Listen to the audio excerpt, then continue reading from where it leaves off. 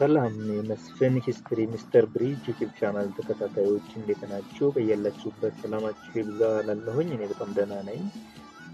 እንግዲህ ዛሬ በምዕራፍ 3 ዩኒት 3 የ10 እና የ12ኛ ክፍል ሶሻል ኢኮኖሚክ ፖለቲካል ዴቨሎፕመንትስ ኢን ኢትዮጵያ ሚድ 19th ሴንቸሪ ቱ 1941 የሚለው ሰፊ ትልቅ ገናና ዩኒት ነው እያየን ያለ።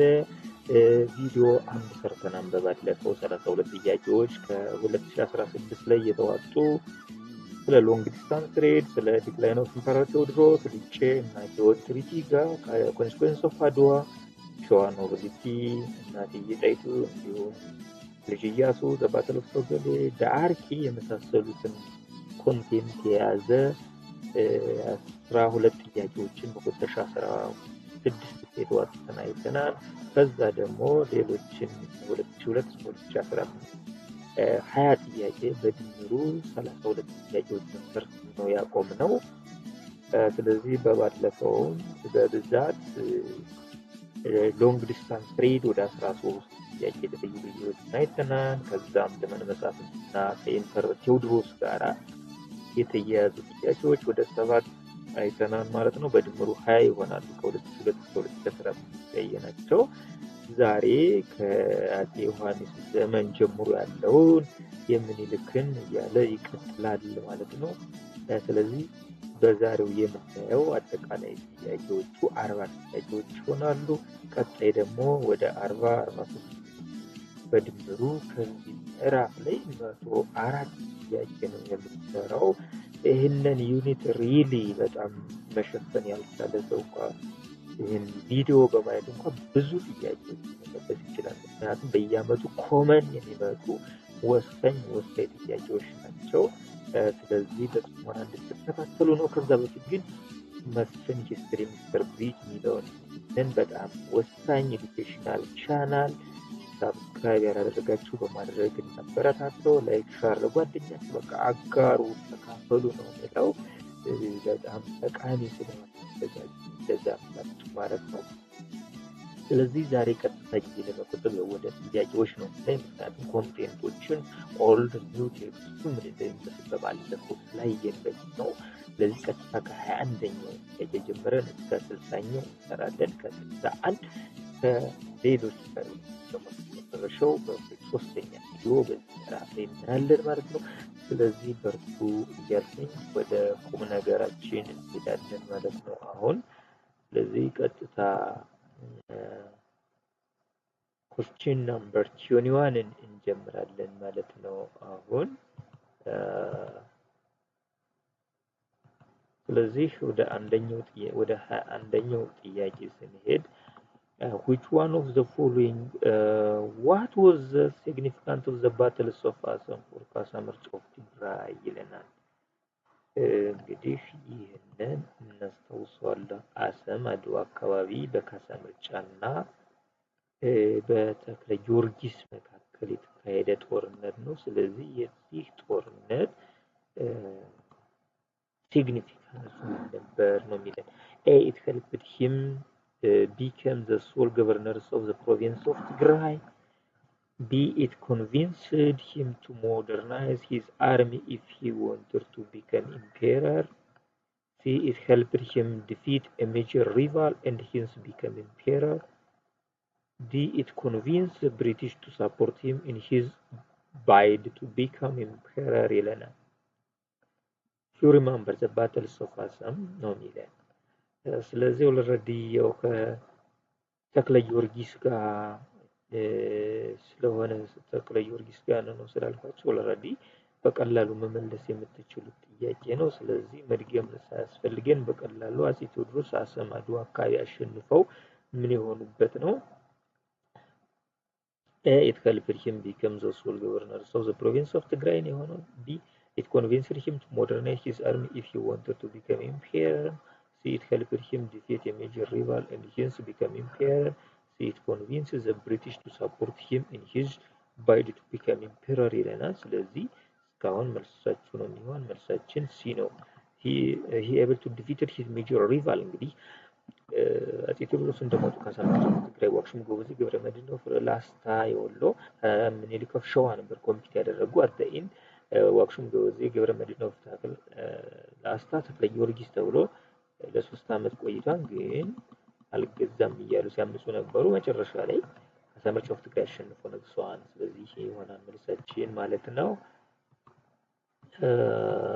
22ኛው ጥያቄ which one of the following is correct about the Liche Treaty ነው Liche Treaty by old text እንደው ደበቅ አድርጎት አልፈዋል ማነው በኒው ቴክስቱ ላይ ደበስበስ አድርጎት ሄዱ ግን ወሳኝ ነው እንግዲህ በአፄ ዮሐንስና በአፄ ምኒልክ መካከል የተደረገ ነው አፄ ምኒልክ አልገዛም ሲል አፄ ዮሐንስ ዋይዝ ሆነው ወደ ቤቱ ሄደው ወደ ሸዋ ሄደው ሊቼ ከምትባል ቦታ ጋር ተስማምተው ወደ 5 የሚሆኑ ስምምነቶችን አድርገዋል ያ ነው ስለዚህ በእነዚህ በሊቼ ላይ እናያለን ማለት ነው ምርጫዎችን ያቸው which of the following is correct about Liche Treaty of 1878 A ዮሐንስ accepted Minilik's rule over Wollo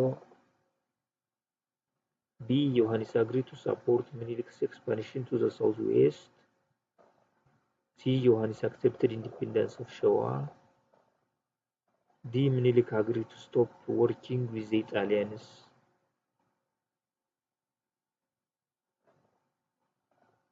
really በጣም ውስብስብ ያሉ ምርጫዎች ነው ያደረጉብኝ ሁሉም የሆነ ያመሳሰሉ የቋንቋ ነው ጨዋታው which was the following is correct about the Treaty of 1878 ይለናል ዮሐንስ accepted Minilik's rule over Wollo B ዮሐንስ agreed to support Minilik's expansion to the southwest C ዮሐንስ accepted the independence of Showa D Minilik agreed to stop working with the Italians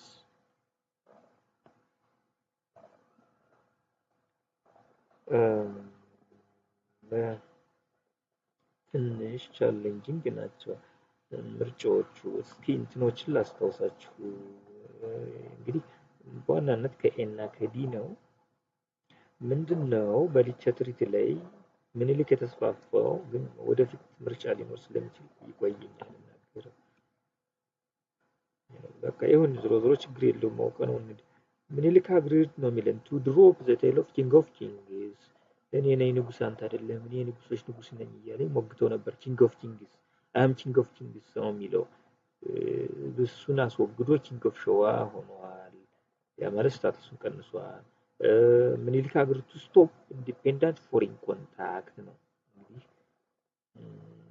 እሱንም አንዱ ነው አንቀጽ ወተርም ባይተር ምኒልክ also agreed to pay annual tribute to ዮሐንስ ሶስቱን ሲስማማ ዮሐንስ allowed ምኒልክ expansion over ወሎ ወደ ወሎ መስፋፋት ፈቅዶለታል his autonomous rule over Showa የሸዋም ንጉስ መሆኑን አረጋግጦ hereditary ruler እንደሆነ አረጋግጦለታል ዘን ሶስተኛ ማነው በስድስተኛ የጋራ የሆነው ደግሞ agreed to help each other against their common enemy ጠላት ሲመጣ በጋራ ሊተባበሩ ተስማምተዋል የሚል ነው ስለዚህ ኤ እና ዲ በተለይ ወሰብሰብ ይላሉ ግን ዮሐንስ accepted Minilik's rule over ወሎ allowed ነው his expansion to ወሎ መስፋፋት ማለት already ወሎ ሩለርም ሊኖር ይችላል anyway ትንሽ አስቸጋሪ ናቸው ግን ምኒልክ agreed to stop working with the Italians ነው የሚለው ኢጣሊያ ጋር በጣም ክሎዝ ሪሌሽን አለው ግን በጥቅሉ ደግሞ to stop independent foreign relation የተባለው ስለዚህ የዚህ ተርም ማገላለጹ ከበድ ያለ ነው anyway እስኪ more ይሄ ትልቅ ኢሹ ስለነበረ ፎሪን ኢንዲፔንደንት ኮንታክቱ ወደዚህኛ ምዝነን ክሬዲቱ ዲ ብየዋለሁ ማለት ነው ስቶፕ ኢንዲፔንደንት ፎሪን ኮንታክት ከሚለው ይህ ምናልባት ኤክስፓንሽን ፈቅዶለታል ነው አክሴፕትድ ሩል ኦቨር ወሎ በምን መልኩ የሚለው ነገር እሱ ነገር ተርሙ ትንሽ ጠጠር ያለ ነው ሳይው ማለት ነው ወይ ከበጣም question number 23 እናንተም ቼክ አድርጉና የራሳችሁን ታስቀምጣላችሁ Question 23. The Treaty of Lecce was signed between Menelik and Iohannis on March 1878. In the treaty, Menelik agreed to A. Maintain Shuan autonomy. B. Stop using the title of king. C. Pay annual tribute to emperor. D. Make independent contact with foreigners. ቅድም የነገርኩላችሁ ይህን ጥያቄ አቀልለላችሁ አቀለውታል። ሰው ምኒልክ ምንድነው በቀላሉ ቦልድ ሆኖ ግልጽ ሆኖ አንዱ ከምናየው ምንድነው ምኒልክ agreed to pay annual tribute to ዮሐንስ ነው ግብር ለመገበር ተስማምቷል። ሜንቴን ሸዋን አውቶኖሚ ይሄ አፄ ዮሐንስ ያጸደቁለት ነው። በዚህም ቢሆን ኦልሬዲም ያልነፈጉት ስቶፕ ዩዚንግ ዘ ታይትል ኦፍ ኪንግስ ሆነን ታይትል ኦፍ ኪንግ ይበቃሃል ኪንግ ኦፍ ኪንግ አትበል ነው ያለ። ስቶፕ ያደረገ ኪንግ ኦፍ ኪንግስ የሚለው ወይም የንጉሶች ንጉስ ማለት ትልቅ ነው። ንጉስ ግን የሆነ ቸካይ ብቻ ነው። ሜክ ኢንዲፔንደንት ኮንታክት ዊዝ ፎሬነርስ ይህንንም ስቶፕ ነው ያለው። አገታ ለማቆም የተስማማው። ስለዚህ እነዚህን ያዩልኝ ስለዚህ ስምምነቶች ስለዚህ መልሳችን እሱ ይሆናል ማለት ነው። ወደ question 24 ስንሄድ in the political unification of Ethiopia in the second half of the 19th century ዮሐንስ followed the policy of very important question ነው። ይሄ እንግዲህ የፈጠነነት ይቺ የዮሐንስ ብራንድ ሩሊንግ ፖሊሲ ስለሆነች ከአፄ ቴዎድሮስ ጋር እያነሳሰሩ ስለሚጠይቁን ድግግሞሽ ጥያቄ ነው። በየዓመቱ የማይቀር ነው። እንግዲህ ይህንን ከመለስ ሌላውን ብዙ ጥያቄዎች በዚህ ሲሚላር የሚሄዱ ናቸው። ምክንያቱም የሆነች ቶፒክ ላይ የሆነ ኦብጀክቲቭ ብለዋል። ያንን ኦብጀክቲቭ ሁሌም ጠይቀዋችሁ ነው የሚያልፉት። ከዛ ላይ አውቀው መሄድ አለባቸው። ቁም ነገር ብለው የሚይዙት ነገር አለ። ያንን ቋንቋውን ቀየሩ ግን 15 ዓመት 16 ዓመት 17 ዓመት ቢሆን ያው ነው የሚያመጡት። ስለዚህ ይህችን ጥያቄ ብቻውን መልሱልኝ ጀምረዋል። በርካታች ናት። In the political unification of Ethiopia in the second half of the 19th century, Iohannis followed the policy of A. Confederation, B. Federation, C. Centralization, D. Republicanism ይላል። So what was ምን አይነት ፖሊሲ ነው የተጠቀሙት አፄ ዮሐንስ? አፄ ቴዎድሮስን ታስታውሱ እንደው እሱም ስለ አፄ ቴዎድሮስ ጥያቄዎችን ስለጨረስ ግን በዚህ ጋር አብረው ከአፄ ዮሐንስ ጋር እየተነጻጸሩ ይመጣሉ። ግን highly centralized rule ነው። One of the factors for the decline of Emperor Theodorus was his highly centralized rule. It disliked by regional lords. At least they wanted to be autonomous. They wanted to share power with him. እና እዚህ ላይ ደግሞ የእሱ ኳሊቲ ነው ያፄ ዮሐንስ ኳሊቲ ነው። ይሄም ኮንፌዴሬሽን አትለኝም። ፌዴሬሽን፣ ሴንትራላይዜሽን፣ ሪፐብሊካኒዝም። ሶ መልሳችን ፌዴራሊዝም አፕሮች ይመስላል። sharing of power with regional rulers. So king of kings ነው ሌው king of ሸዋ king of ጎጃም king of ወሎ እያለ ሾም ነበር ነው። ስለዚህ ሌላው ጥያቄውን ቀለለም ብሩን ከፈተው በዚህ ማለት question number 25 which one of the following best explains the administrative policy of Emperor ዮሐንስ ነው። እንግዲህ ጥያቄያችን ሁሉ ስለዚህ ዮሐንስ መጣ። which one of the following best explains the administrative policy of Emperor ዮሐንስ fourth? A. He recognized the title of King of Kings only for only for Menelik of Shawa. Recognize አላደርገም King of Kings this title ነው። B. He shared power with vassals as long as they paid regular tribute. C. He persisted like Theodorus with the use of force to impose royal authority. D. He removed from power all local chiefs who rebelled against him. ምንድነው እነዚህ በቀላሉ እኮ መልሳችሁ ተመልስከው ስለቆየሁ አልደግመውም ጥያቄ። እሺ በቃ እንደገና which one of the following best explains the administrative policy of Emperor ዮሐንስ IV? እንግዲህ ምንድነው ያለ best explains the administrative policy of Emperor ዮሐንስ የመጀመሪያው አይተን A. He recognized the title of King of Kings only for Menelik of Shawa. B. He shared power with vassals as long as they paid regular tribute. C. He persisted like Theodorus with the use of forces to impose royal authority. D. He removed from power all local chiefs who rebelled against him ይላል። ስለዚህ ያው እንግዲህ ኔክስት እነዚህ ስለሚቀጥሉ ቶሎ እንድትመልሱት ነው አሁን የደጋገሙት። ቀጣይ አልደግምም። ሻሪንግ ኦፍ ፓወር ነው ብራንድ ነው ለሱ ኳሊቲ ነው ሁሌም ይጠየቃል። question number 26 the correct statement about the approaches of Emperor Johannes IV in his internal administration is that the correct statement about the approaches of Johannes IV in his internal administration is that እንግዲህ ቻላርጉት he fought like Theodorus repeated wars against rebellious regions. B. He shared power with regional lords as long as they remained loyal. C. He showed liberal attitude to tolerate the followers of Islamic faith. D. He allowed Menelik to make independent dealing with foreigners.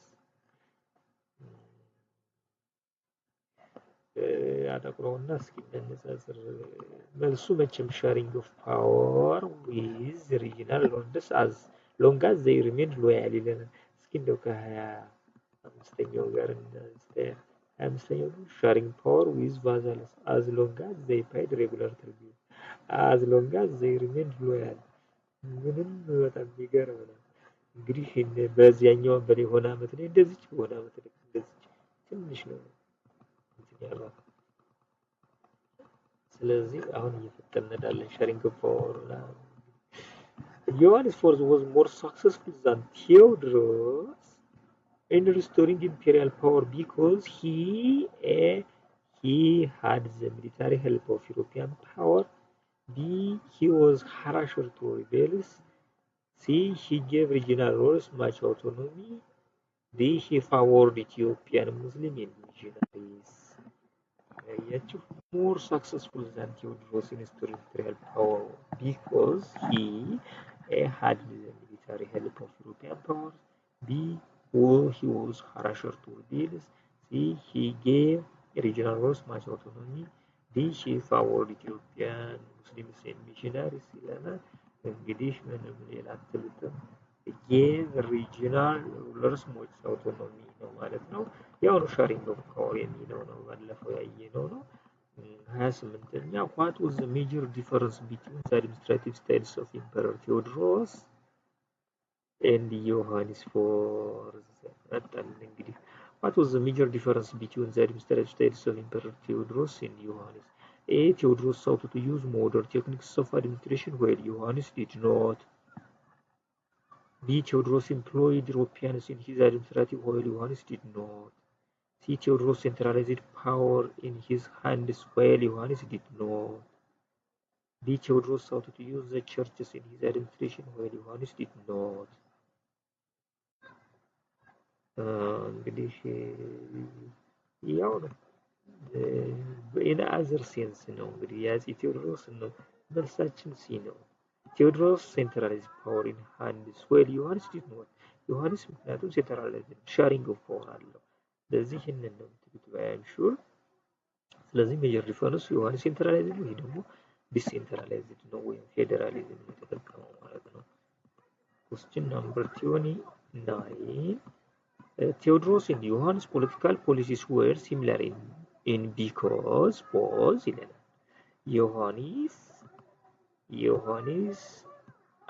Theodorus and Johannes' political policies were similar in because was A. Both tried to strengthen the powers of the monarchy. D. Both disregarded the roles of the church in building the state. C. Supported the decentralization of the power. D. Used foreign support to strengthen the state ይለናል። እንግዲህ ሲሚላር የሚያደርጋቸው ምንድነው ነው? A. Both try to strengthen the monarchy of the power of the monarchy. B. Disregarded the roles of the church in building the state. C. Supported the decentralization of the power. D. Used foreign power to strengthen the state. ደስ ምትል ጥያቄ ናት ሪሊ።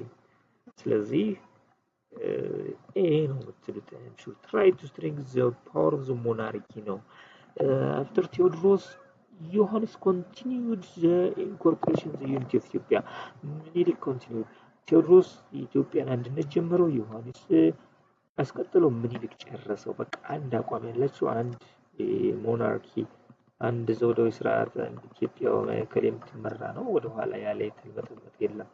ስለዚህ እሱ ያመሳስላቸዋል።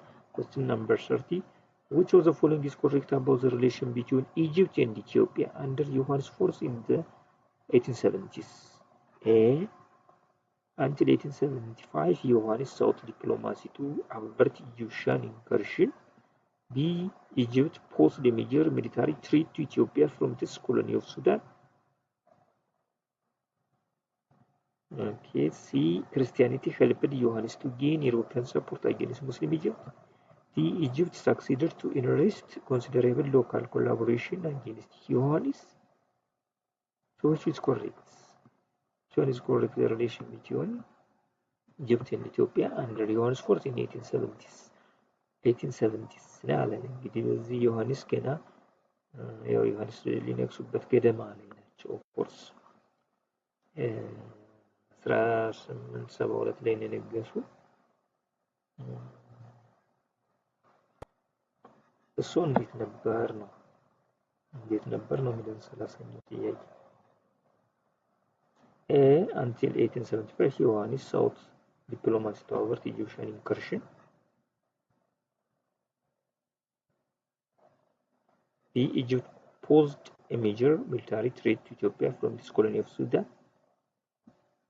C. Christianity helped Johannes to gain European support against Muslim Egypt. እንደው ዲን ሲነንሰው ኢጂፕት ሰክሲድ ቱ ኢንቨስት ነው።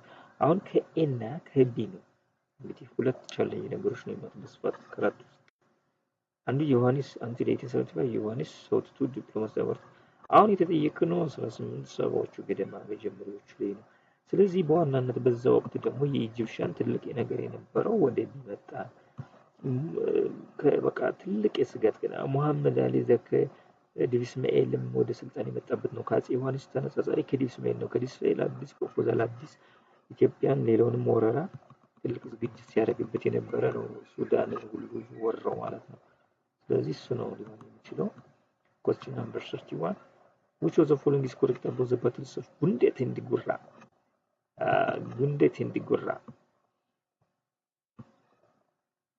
ጉንደት እንዲጉራ እንግዲህ ስላሴ ቴዎድሮስ ከላይ የወረደው ከጽዮን መቅደስ በአባቱ ሚካኤል በእናቱ ስላሴ አጨደው ቆረጠው ያን የግብጽ ገብስ አሊሙ ነፍጠኛ አፄ ዮሐንስ ሰጠው ለካስ እየተባለ ሲገጠምለት ነበር። ጉንደትና ጉራ ከአድዋ ያልተናነሰ ትልቅ ጀብድ የተሰራበት ኢትዮጵያ ቪክቶሪ ነው against foreign enemy.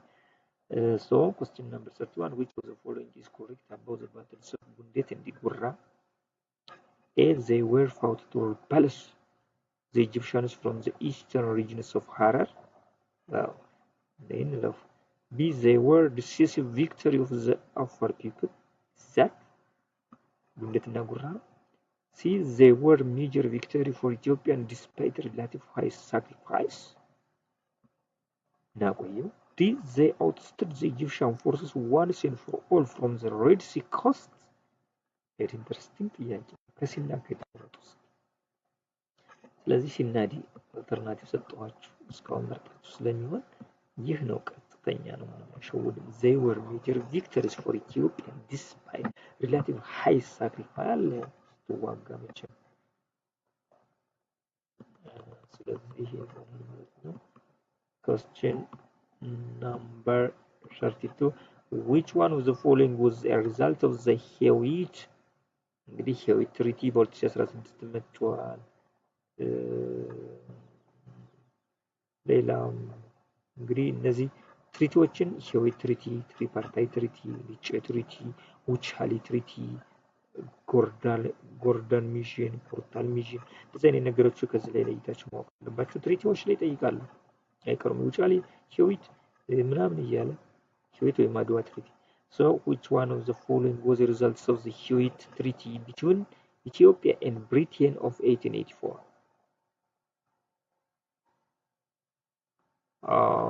Which one of the following was the results of the Hewit Treaty between Ethiopia and Egypt? between Ethiopia and Egypt under the interference of Britain interfere ነው የምታደርግ ከድሮ ጀምራ በሁለቱ A. It discouraged diplomatic resolution between Ethiopia and France. B. It made the Mahaddis Sudan hostile to the Ethiopian state. C. It allowed Ethiopia free transit of goods through Masawa. D. It prevented the restoration of Ethiopia control ቦጎስ ኢትዮጵያ። እንግዲህ ያንን ስምምነት አርቲክሉን ማስታወስ ነው እዚህ ላይ የሚጠበቅብን።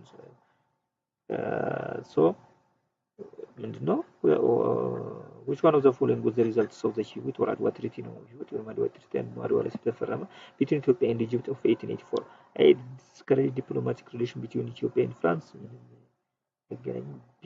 It made the Mahaddis Sudan hostile to the Ethiopian state ነው ወየው። C. It allowed Ethiopia free transit of goods through Masawa. Really Masawan አገኘን። D. It prevented the restoration of Ethiopian controlled August Ethiopia. Prevent አርጓል። ስለዚህ አላደረገም። ስለዚህ መልሳችን ማን ይሆናል? ማን ነው? መልሳችን B ነው። Hewett Treaty it was in result or consequence with in one enemy two enemy. በአንድ ጠላት ሁለት ጠላት the replace of two enemy in one enemy of Egypt another two enemy which is Britain secretary invited Italy to occupy Masawa as well as the Mahaddis stand against Ethiopia. They consider Ethiopia is ally of our enemy Egypt ነው ያለው። የጠላታችን የግብጽ ወዳጅ ናት ኢትዮጵያ ብለው ተነሱ። የአፄ ዮሐንስ ህልፈተ የተከሰተው በዛ ምክንያት ቦጎስ ያው ኦልሬዲ እንድትመለስ ፈቅዷል። ምጽዋም ፍሪ እንድትሆን ተፈልጓል፣ ግን ፍሪ አልሆነችም። ወደ ሴክሬታሪ ኢጣሊያ ስለያዘቻት በዚሁ ዓመተ ምህረት በ1885 ማግስት በ1884 ማግስት ለውጥ የለም። Question 33 How Italy did occupy the port of Masawa? ይላናል ማለት ነው። How Italy did occupy the port of Masawa? A. By defeating Ras Alula's army at the Battle of Dogali. B. Through the encouragements of the British government. C. As a compensation of flying Egyptian troops in the Sudan. D. Through purchase of the port by Rubatino Company. 33 How Italy did occupy the port of Masawa? A. By defeating Ras Alula's army at the Battle of Dogali. B. Through the encouragements of British government. C. As a compensation of the headline Egyptian troops in the Sudan. D. Through purchase of the port by Rubatino Company. እንግዲህ ሩባቲኖ ካምፓኒ አሰብን ራሳችን ግልጽ ነው እየተናገሩት ነበር። 32ኛው ላይ Britain secretly invited Italy in 1885 to occupy Masawa in order to prevent or check British expansion in the Red Sea. ስለዚህ ጣሊያን ነው ወደ ያሰፈረችባት በድብቅ ችደመኛ። Question 34 Which of the following is correct about the Harar Emirate? Harar Emirate በዚህ በአፄ ዮሐንስ ዘመን ላይ Which of the following is correct about the Harar Emirate? A. It built stone wall in defense of the Christian incursion. B. It emerged out of the family of the former Adal Sultanate. C. It was ruled by the Egyptian governor for about a decade. D. It allowed the Europeans conduct trade activities inside the wall.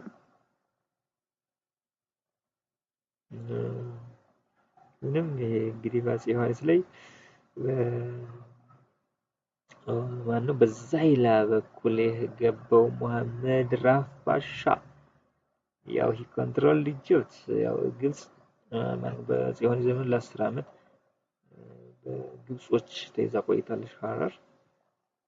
በኋላ ያው ማለት 1875 እስከ 1885 1885 የሚኒሊክ ቴሪቶሪያል ኤክስፓንሽን ኮርፖሬሽን ይበላው እንደው ዋር ነው እሱን ለቀው የሄዱት ማለት ነው። በዛ ወቅት ነው ቴርፎርም እሱን ተናገሩት ማለት ነው። እሳችን ማን ሆነ it was ruled by the Egyptian governor for about a decade ነው። ምክንያቱም ሌሎቹ ትክክል አይደሉም ስቴትመንቶቹ ከሜዲቫል ፔሪዮድ ጋር ቢያያይዙ ትክክል አይደሉም። ስቶን ዋል ነው ቁስ ነው የሚለው ይሁን እሺ ቢሆንም ኦሮሞ ፖፑሌሽን ሙቭመንትን ሪስትሪክት ለማድረግ ነው። የተመረጃው ተዛምዶ ዘ ፎርማል አይደል ባዳል የተመሰረተችው አለው ዩሮፒያን ኮንዳክት ትሬድ አክቲቪቲስ ኢንሳይድ ዘ ዋል ኢሮፒያኖች ይገደሉ ነበር እና ሀረር ላይ እንደውም መቆየት አይችሉም። ይፈሯቸው ነበር። በጎንደሪያን ፒሪየድ ላይ እንደ ጎንደሪያን እንደ ፋሲል ሀረርም ክሎዝ ዶር ነው ለአውሮፓ ነገረኛ ናቸው ብላ ነው የምታስብ። ይገደላል ወይ ይታሰራል ኢሮፕ ከገባ። የሌላው ምስራቅ አውሮፓዎች አንጻራዊ ነው። Okay. Question number 35. Why was the year 1880 a crucial year in the reign of Emperor Johannes? Was because Johannes reached the height of his power both internally and externally. Johannes secured a major victory over the Italians at the Battle of Rogali. Johannes faced a complicated set of internal and external problems. Johannes secured acceptance for his rule from ምኒልክ and ተክለ ሃይማኖት። እንግዲህ ይህ ፔሪየድ በጣም ለአፄ ዮሐንስ ከባድ ፈተና ነው። በዚህ ማግስት ነው ያረፉት። 1889 ላይ ነው መተማ ላይ የሞቱት። ስለዚህ ትሪያንጉላር ቴንሽን የሚባለው መሐዲስ ሱዳን በኖርዝ ዌስት በጎንደር ገባ፣ ኢጣሊያ በኖርዝ፣ ፕሎትስ ኦፍ ምኒልክ and ተክለ ሃይማኖት ደግሞ በሳውዝ ዌስት ላይ ደግሞ እነሱ አድማ አድርገውባቸዋል ማለት ነው። ለመግባባት ተፈጥሯል። ስለዚህ መልሱን እየተናገርኩ ነው ኢንዳይሬክትሊ ማለት ነው።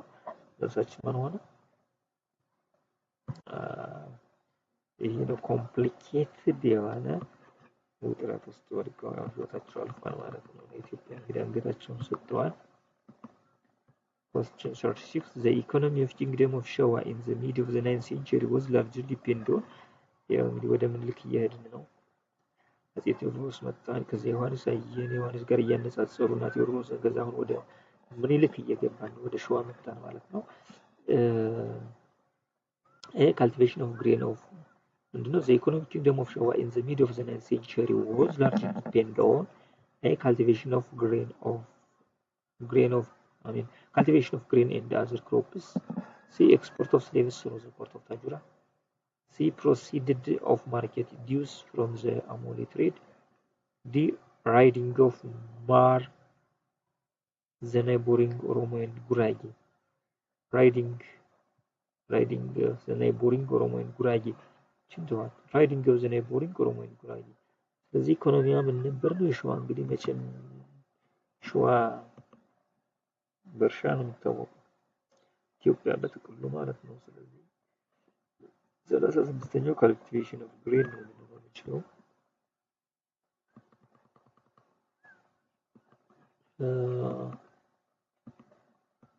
Question number 37. Which of the following is true regarding Minilik's expansion moment while he was king of Showa? Which of the following is true regarding Minilik's expansion moment while he was king of Showa? A. Johannes force was ምንድነው እንግዲህ ምኒልክ ሊደርሰን ብያቸዋለሁ። which of the following is true about Minilik's expansion moment while he was king of Showa ነው የሚለው። A. Johannes IV was Minilik's major rival in the expansion to the southeast. B. Johannes IV opposed Minilik's expansion after the Battle of Imbawo. C. The Lecce agreement undermined Minilik's expansion. D. Minilik used forceful subjugation and peaceful submission by influencing the local rulers. Therefore, which of the following is true about regarding Minilik's expansion moments while he was king of Showa? A. Johannes IV was Minilik's major rival in the expansion to the southeast. B. Johannes IV opposed Minilik's expansion after the Battle of Imbawo. ሲሲና ዲንን መርምረው ሌላውን ተው። ሲ ዘ ሊቼ አግሪመንት አንደርማይን ሚኒሊክስ ኤክስፓንሽን ኔቨር። ዲ ግልጽ ነው። ይሄ እንደው መደጋገም አይጠበቅብኝም። እንደው ለእናንተ ነው ቀለል ያለ ነው። ዋናው ይሄ ነው። ምኒልክ used forceful subjugation and peaceful submission by influencing local rulers ነው። as king of Showa ፈርስት ፌዙ ላይ በተለይ king of Showa ፈርስት ፌዝ የሚባለው ከ1875 ገደማ እስከ 1889 አካባቢ ይመስለኛል። ሞር ሸዋ ኦሮሞ ሪጅን የሚባለው አካባቢ ወለጋ ሪጅን ለቃቀለም ጊቤ ስቴቶቹ ጅማ፣ ገራ፣ ጉማ ምንላቸው አምስቶቹ ልሙናሪያ ይህ ሁሉ በሰላም ነው። ክስተኔ ጉራጌ የሚሉታል ክርስቲያን ጉራጌም ይሉታል። ክስተኔ ጉራጌ ነው ግን ትክክለኛው ክርስቲያን ከሚል እነሱ በተመሳሳይ በሰላም የተዋሃደ ነው ፒስፉል። ሌላውን በተመሳሳይ ፎርስፉሊ ደግሞ የአርሲውን ሀረሩን ወላይታውን ከፋውን እንደዚህ ነው። ስለዚህ እነዚህ ሁለት ሜቶዶች ናቸው። ባጭሩ ያው እዛ ስለምታነቡት ገለጻውን እናቆየው ቪዲዮ ስለሚረዝምብን። Question 38. What factor determines the treatments of the people and local rulers of the newly incorporated regions during ምኒልክ ነው የሚለው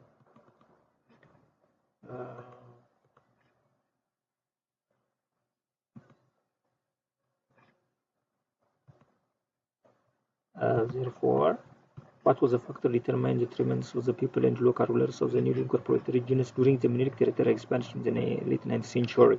እንግዲህ forceful subjugated ያደረጋሉ፣ peaceful submitted ያደረጋሉ። ስለዚህ እንዴት ነበር ትሪትመንቱ ነው የምኒልክ peacefully forcefully ነው ሆለ? A the fertility of the land in the conquest areas. Okay. B the people's reaction to the conquering army. C the religion followed in the conquest areas. D the presence of trade items in the conquest areas.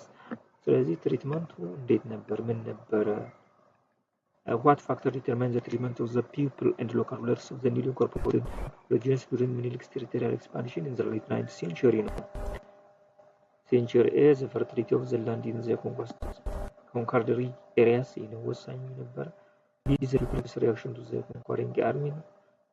C the religion followed in the conquest areas ነው። the presence of trade items in the conquest areas ነው። ስለዚህ ምንድነው መስፈርቱ? መስፈርቱ reaction of the people ነው። እንግዲህ መልሱን እስካሁን መርሳችሁ ስለሚሆን ብዬ ነው። It is a people's reaction into his incorporating or incorporating. forceful subjugation ከሆነ ያው ኤክስፕሎይቴሽን ይኖራል። ኦፕሬሽን ኤክስፕሎይቴሽን፣ ነፍጠኛ ገባር ሲስተም፣ ሎዝ ኦፍ አውቶኖመስ ሩሊንግ ሲስተም። ፒስፉል ከተዋሃዱት ያው የጅማ እኮና አባጅፋር እነ ጆት ሁሉ ለቃቀለም የሌላውም አካባቢ በኦሮሚያ የነበረው ፒስፉል የተዋሃዱት ምንም ስልጣናቸው አልተነካም። ተዋሃዱ በዛው ሩለር ሆነው ቀጠሉ ነው። ሌላው ግን ይነጠቃል። የዚህ አይነት ሪያክሽኑ ነው ወሳኝ ነበረ ለሱ አስተዳደር እንትኑ ማለት ነው። so the reaction of the people ነው ማለት what strategy did Minilik use in his expansion to the south prior to 1889? እንግዲህ ፈርስት ፌዝ ገደም ያለውን ነው ያው እየጠየቀን ያለ ፒስፉል ሜቶድስ among Christian but forces in Christian areas no people reaction ስላልነው ይሄንን አንደኛው ጥያቄ እንደሆነ ነው ደግመን እያነጋገርን B a combination of diplomacy and forces across the whole region. C forces for state consists but forces for state societies but negotiation among state peoples. D overwhelming forces across the whole region.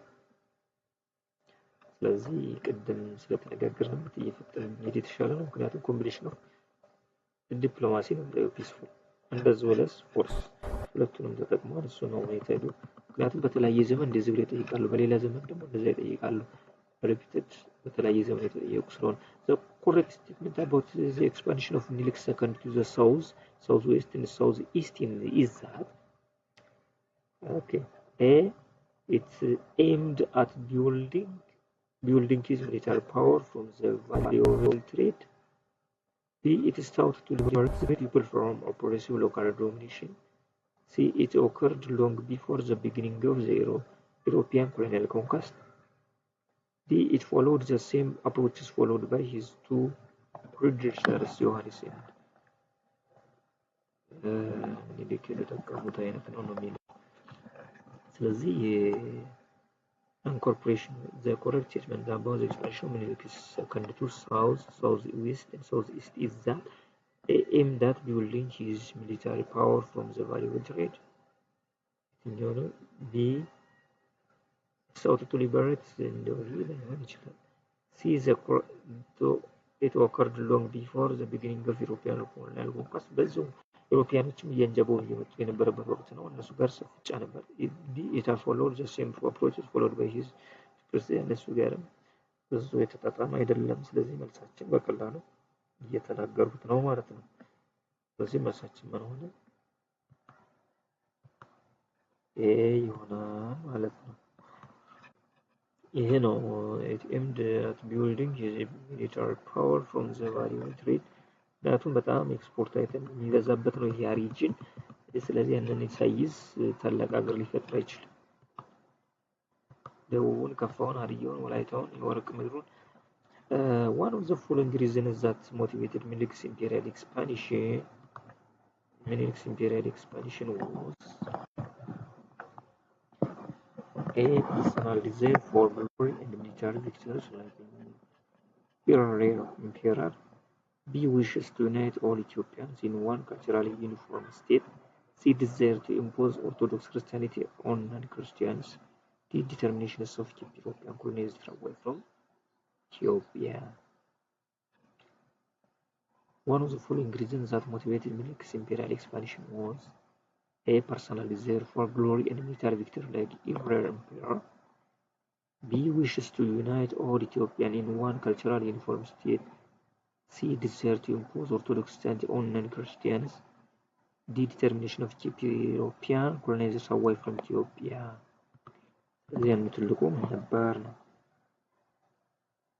ስለዚህ መልሳችን ናቸው ቤዚክ የሆነው ይሄ ነው ካሉት ውስጥ ፐርሰናል ዲዛይር ሞር ግሎሪ እና የአንድ ካልቸር ይኖረው የሚልም ይህም ብዙ አንድምታ አልነበረውም። ግን ከነዚህ ጋር ያለው ስፍጫ ብቻ ሁለቱም ምክንያቱም በዛ ዘመን ጠላት ያንጀበበበት የሀገሩ ውህደት የናፈቀበት ዘመን ነው። ቴዎድሮስም ዮሐንስም ምኒልክ The Great Ethiopian Famine, locally known as Kufukran, was caused by a locust invasion, B. cattle epidemic, C. crop failure, D.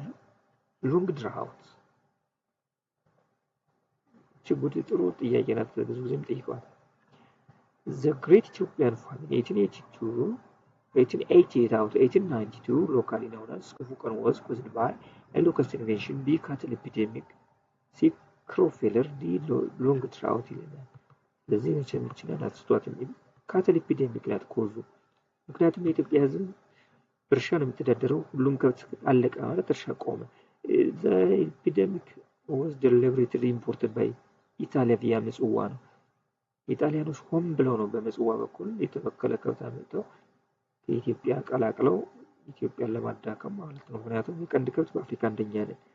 ከብት አለቀ ማለት እኛ እንኖር ለዚያ ነው ፋርሚንግ was difficult ያዛን ተከተለ ድራውት ከዛ ያለው ከስቲን ኢንቬንሽን ችግሩ ተደራረበ እንጂ ሜጀር ኮዙ ግን ይችላል ደግሞ ኢጣሊያኖች ያመጡት በሽታ በምጽዋ በኩል ኦልሬዲ መጣው ስለነበረ question 43 Harari distance to Menelik's expansion was defeated at the battles of Echelonko B Gutudli C Imbawo D Azuli ነው የሚለው እንግዲህ ከጨለንቆና አዙሊ ነው ያዙሊው ይማን ነው ስለዚህ ምንም እንደናትስጡትም አንዳንዴ እንደዚህ አይነት ፈኒ ጥያቄዎችም ይመጣሉ ማለት ነው 43ኛው ስለዚህ ይሄ ብለነው ጨለንቆ ላይ ነው የተሸነፉት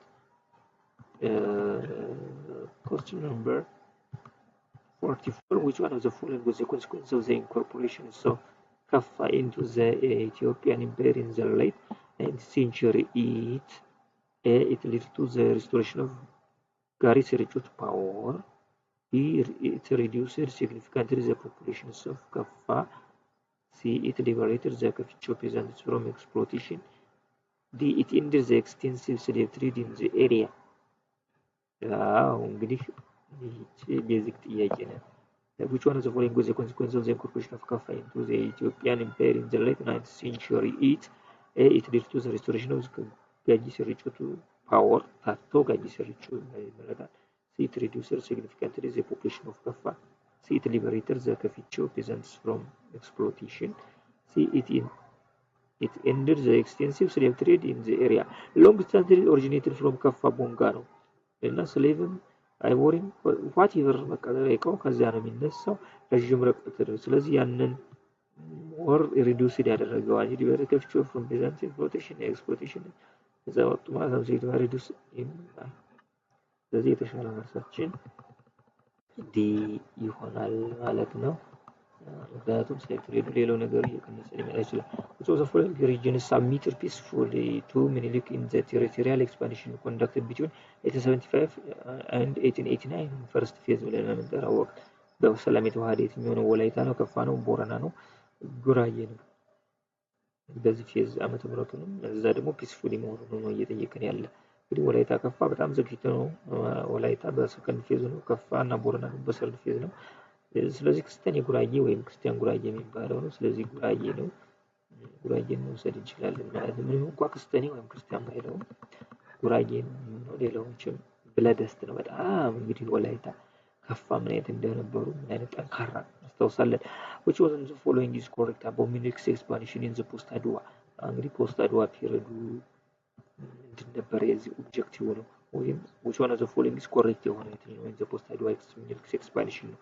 A the people of Kaffa resisted the conquest with the help of the neighboring state like Jimma. B the conquest primarily focused on regions found along the present Ethiopian borderline. C the strongest resistance to the conquest came from Walaita. D there was no resistance to the conquest since the conquered population lacked centralized state.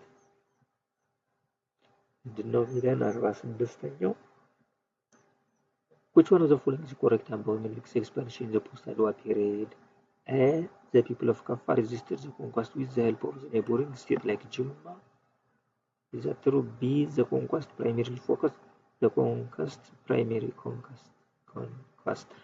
primarily focused on regions found along the present Ethiopian borderland.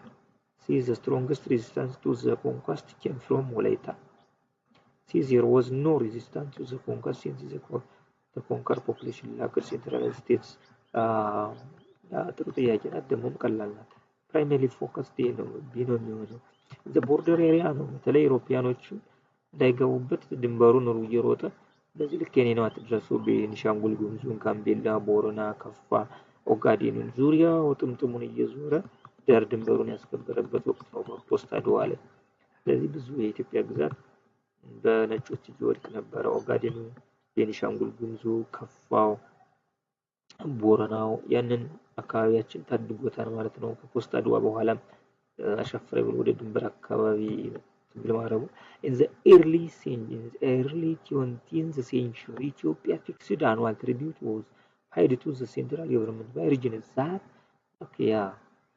Minilik treatment ሳቀድማ እንዳይተናል a bitterly resisted Miniliku's army fixed annual tribute ለየትኛው ነው ባጭሩ?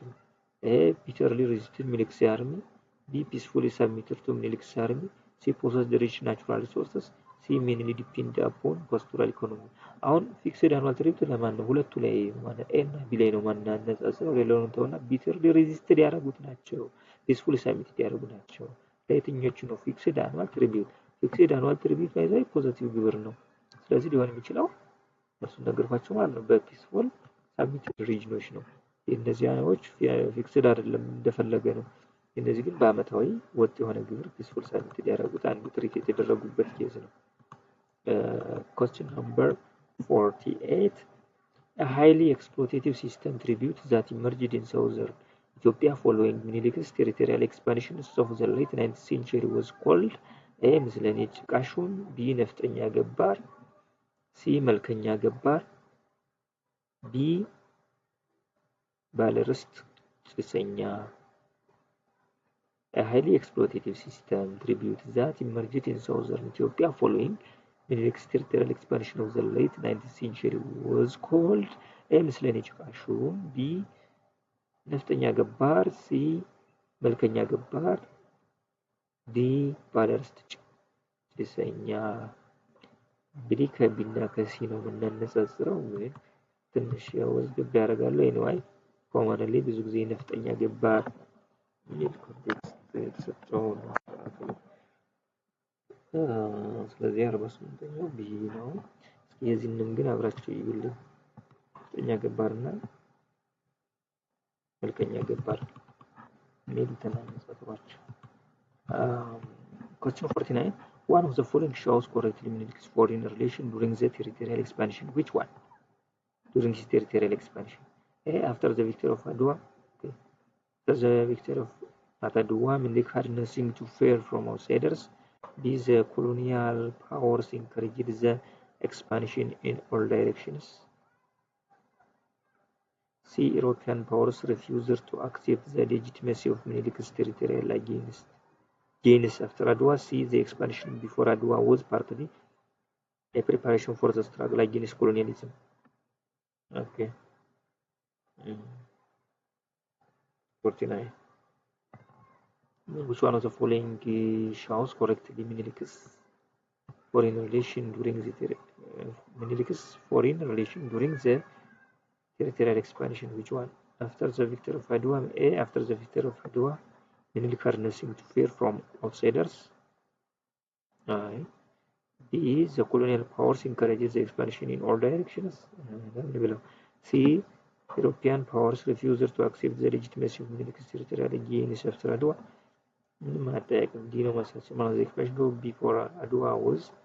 The expansion before Adwa was partly a preparation for the struggle against colonialism. ግን በጣም ፖዘቲቭ በጣም 100% ፖዘቲቭ ስቴትመንት። ኦኬ እንግዲህ በርታ በሉ 10 ጥያቄ ይቀረናል 60ኛው ላይ ልንደርስ ነው።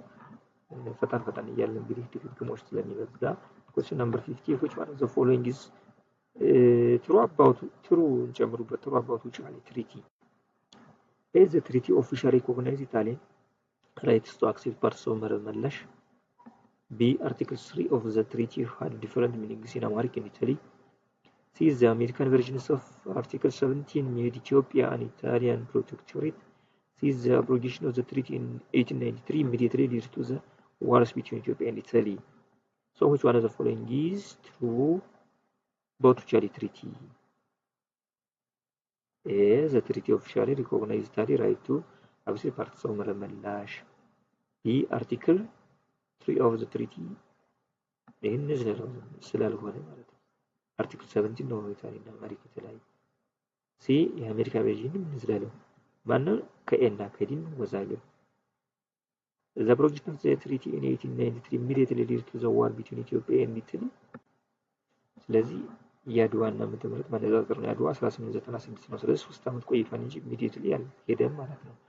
ሪፎርም አልቀረ ብቸኛው ምርጫችን ይሄ በትሪቲ ኦፊሻሊ ከሆነ ኢታሊ ራይት ፓርት አክሴፕትስ ፓርት መረማላሽ ይህንን ኦልሬዲ ሪኮግናይዝ አድርገዋል።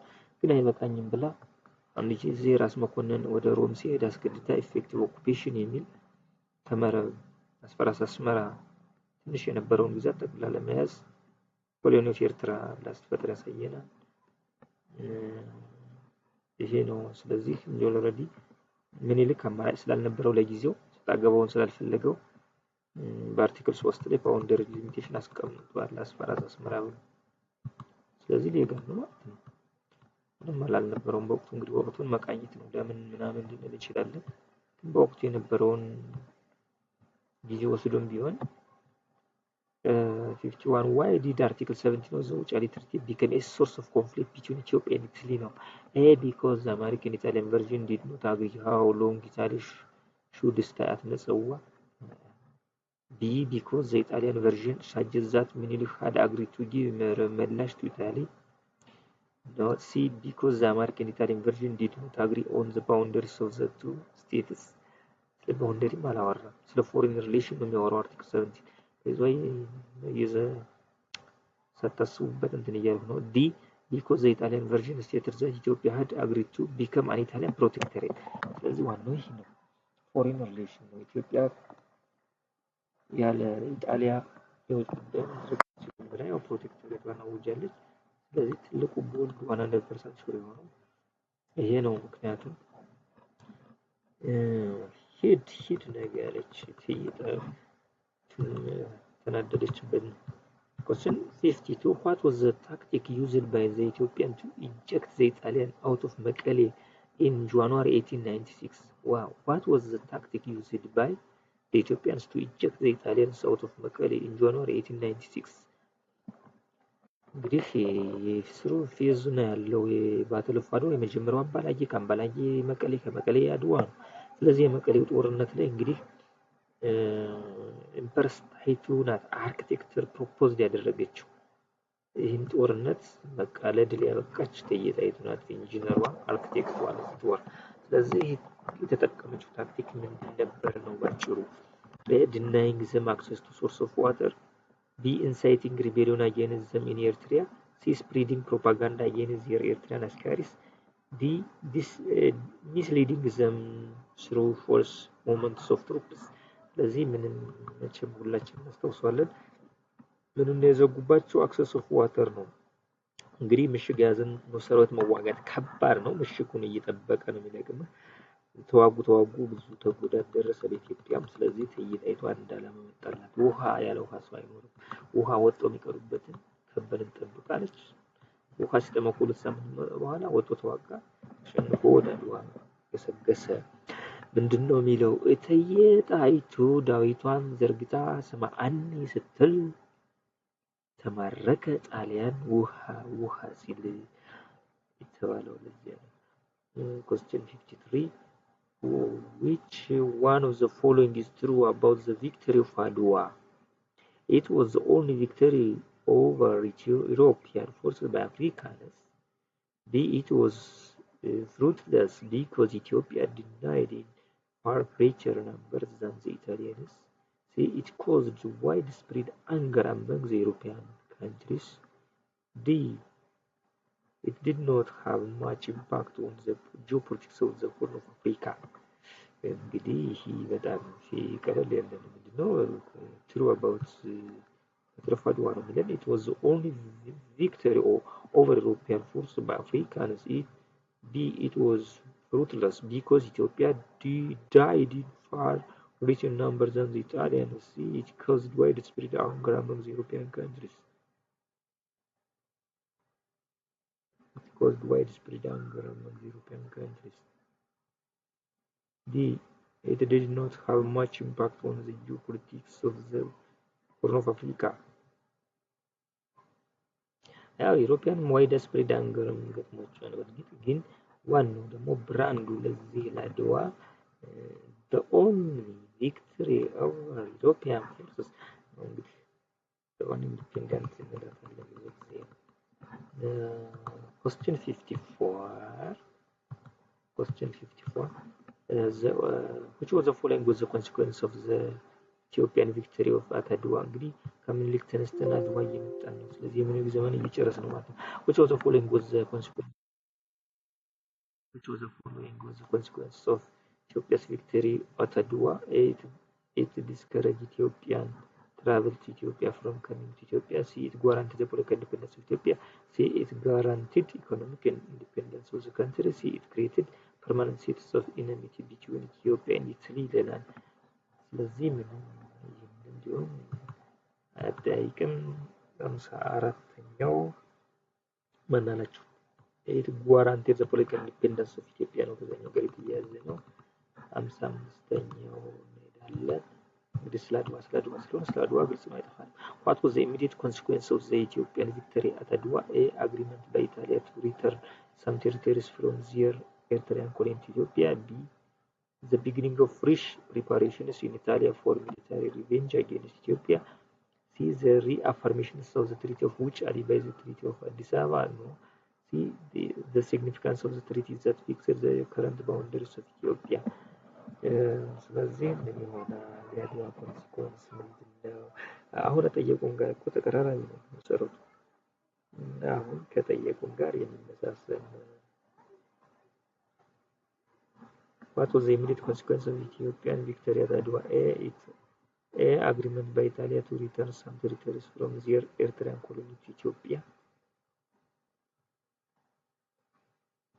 C. The beginning of fresh preparation in Italy for military revenge against Ethiopia. C. The reaffirmation of the Treaty of Wuchari by the the signing of the treaty that fixed the current boundaries of Ethiopia. ስለዚህ አንዱ ይሄ ነው። ኢትዮጵያ ድንበር ተከፍሎላታል። the signing 55ኛው ወዲህ ነው ማለት ነው። the signing of treaty that fixed the current boundaries of Ethiopia እሱን አድርጎላታል ነው የሚለው። እንግዲህ question 56 ደረስ which one of the following is true about modernization in Ethiopia under Minilik? A. It was limited to the building of schools by foreign missionaries. C. It was advanced by the cabinet established in 1907. C. It was not supported by large sections of the population. D. It failed mainly for lack of finance. እንግዲህ የሚኒሊክ ሞደርናይዜሽን ብዙ ጊዜ it was failed down by lack of finance ይለናል። ፋይናንስ እጥረት ባለመኖሩ ብዙ እቅዶች ነበሩ። እንግዲህ ሞደርን ሆስፒታል ሞደርን ብዙ ነገር ነው። question 57 which of the following projects of modernization is attributed to the reigns of Emperor Menelik II? A construction of a railway line to facilitate transportation. B. Manufacturing modern weapons like mortars. C. The introduction of a parliamentary form of government. C. The establishment of municipal police forces called Trimbuli ይለናል። ስለዚህ 57ኛው